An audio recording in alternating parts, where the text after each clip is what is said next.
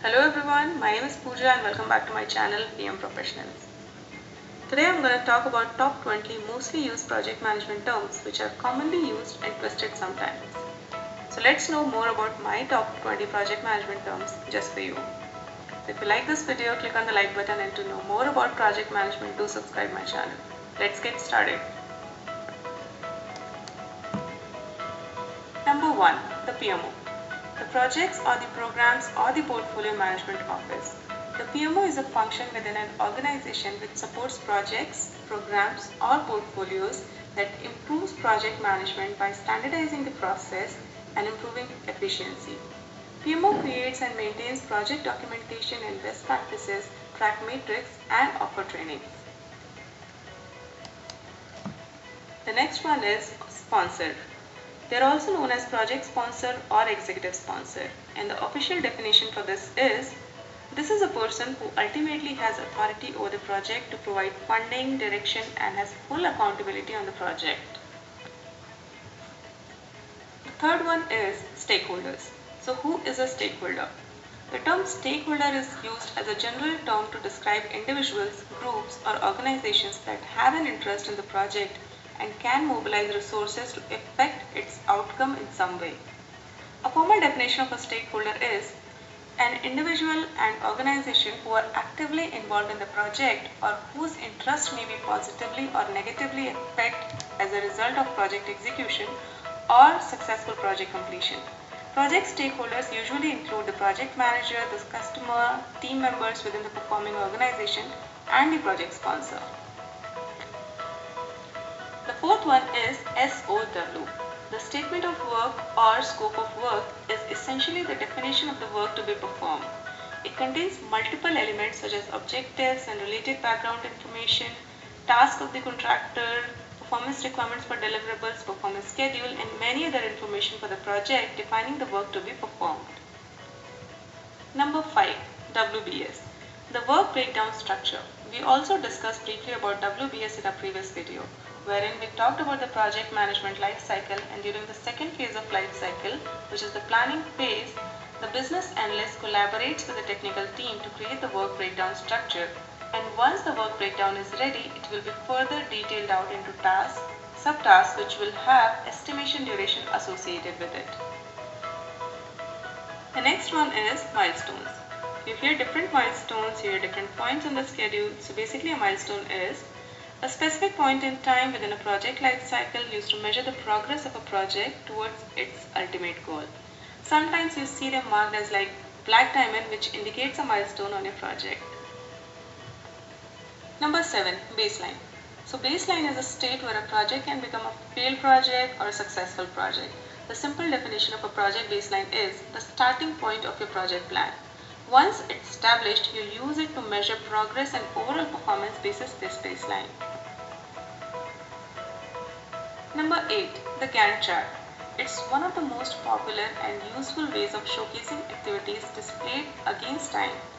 On the left of the chart is a list of activities, and along the top is a suitable time scale, the start and the end date of the entire project. So this is how generally the Gantt chart looks like. Moving on, the next term is project charter. So a project charter is a formal, typically short document that describes your project, including what the objectives are, how it will be carried out, and who the stakeholders are. It's actually a very crucial ingredient in planning of the project because it is used throughout the project life cycle.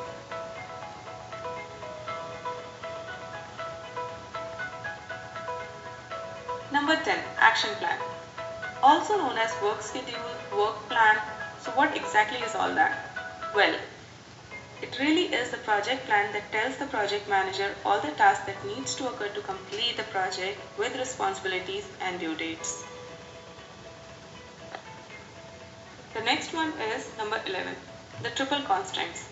Basically, the triple constraint states that the success of a project is impacted by its budget, deadlines, and features. As a project manager, you can trade between these three constraints. However, changing the constraints of one means that the other two or the rest of the two will suffer for some extent.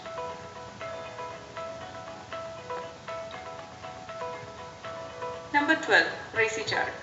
RACI.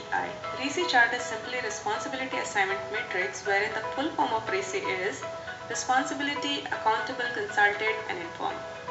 It is used for clarifying and defining the roles and responsibility in cross-functional or departmental projects and processes. And this is how the sample of RACI chart is, and this is how the RACI chart looks like.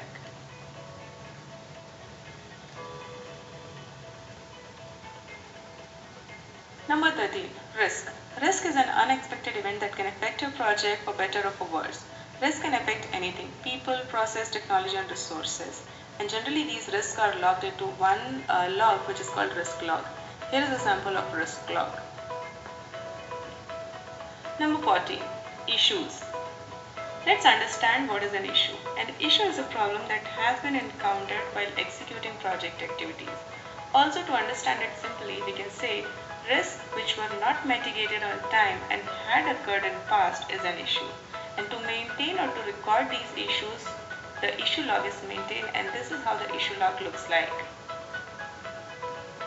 Number 15. PERT chart. PERT, wherein it stands for Program Evaluation and Review Techniques. It is a tool which can help project managers schedule, organize, and coordinate tasks in the project. Mostly, the Gantt chart and the PERT chart look similar. However, to simplify this, in Gantt chart, the timeline is presented by a bar chart. However, in PERT chart, it is more like a flow chart or a network diagram. Number 16. Velocity. Velocity is a measure of the amount of work a team can tackle during a single sprint and is a key matrix in Scrum. Velocity is calculated at the end of the sprint by totaling the points for all the fully completed user stories. Number 17. The project life cycle. The project life cycle is a sequence of phases that a project goes through from its initiation to its closure.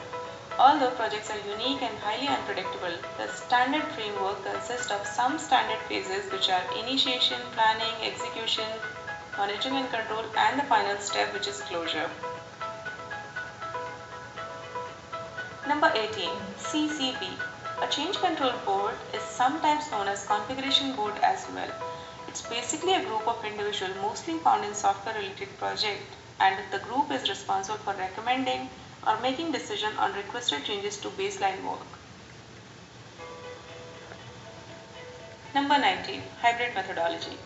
In very simple words, it's a combination of two different methodologies or systems to create a new or a better model.